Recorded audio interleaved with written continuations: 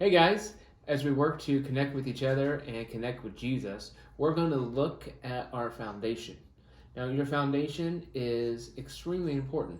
You can think of anything like buildings in particular. A building with a poor foundation will make the rest of the building unstable and even very dangerous.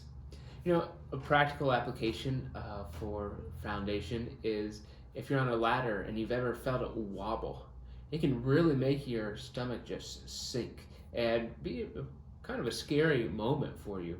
Whether the ladder wobbles or it tries to run on you or whatever it is, we know that a foundation that's unsecure makes the rest of the structure unsecure as well. So we're going to do an activity today, and all you need with this is 4 pieces of paper and something like book, something with some weight to it that you can stack. And with the paper, it doesn't matter what size you have for the paper, but each piece of paper needs to be the same size. And so we're going to use the paper and we're going to stack the books on it. And so you need to make some type of shape with your paper. So here's an example of a square that I've made. If you have tape, that makes it easier. You don't have to have tape, but it would be something that would be easier for you. And so you're going to make 4 shapes. They can be the same shapes. They can be all different shapes. You go crazy with what you want to do with that. And then I want you to take the books and you're going to stack the books on top of the pieces of paper. So if you're going to try this, I want to encourage you to pause the video to go and try this before I continue and show you how I would do it. So pause the video if you're going to try this. Well, I hope you tried the video or tried the activity. Because from my understanding, the best way to do it is to make circles, pretty tight circles like this, and that makes the paper a little sturdier and stronger. So I'm going to try to do this, but I'm going to use some circles and 1 square. All right, and so as we do this and try to get this set up, we're going to see what happens to our foundation as we stack more books on it. And we get 1 book, and it's good. And this foundation seems to be pretty secure. And so then we go for another book. And the foundation is still pretty secure. And I can see on my square that it's starting to bow a little bit and buckle. So it's not looking very secure.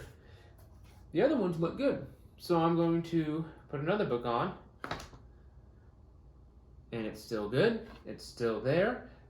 But it's starting to bow and buckle just a little bit more. So we'll do a 4th book. And boom. We see that this square, this piece of the foundation, was not secure. And so it made the whole structure fall. So even though these 3 pieces of paper were good and were still strong and could have held significantly more weight, they didn't, because 1 fell. And in fact, because of the fall, these got distorted and squished a little bit, and so they're no longer going to be as strong and effective to actually hold weight in the future. Well, Jesus talks to us about the importance of a foundation in Luke chapter 6, verse 46 and 49. And he talks about there are people that are that claim to follow him, and there's some that actually do, and there's some that don't. So the ones that claim to follow Jesus and actually do, Jesus compares them to a wise person who builds a house on rock. And what you have to do to build on rock is you have to dig down deep to get to a secure location. So you dig down deep and connect to the deep, solid rock. So when the wind comes and the storm comes and the flood comes, the house still stands secure. But those who claim to follow Jesus but don't actually obey him are like the person who builds a house on sand. Sand is shifting all the time. It blows with the wind. It's not very secure. So when the wind comes and the storm comes and the flood comes, the house gets washed away. And that's how we can be when we're like Jesus, when we're trying to follow Jesus. If we're following him, then we can be secure and strong. If we're not, then we can crumble. See, those flaws in our foundation will eventually come through. We can see cracks throughout the rest of the structure. We can see things settling in weird ways. Maybe doors don't fit like they used to. Those types of things. And with older homes, we see those because the foundation eventually starts to settle a little bit.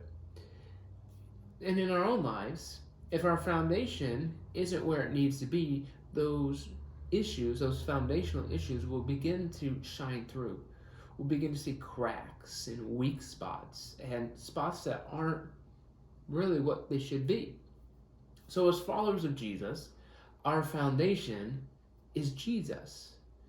But sometimes we don't always live that way, right? Now, sometimes we mess up and Jesus welcomes us back and forgives us.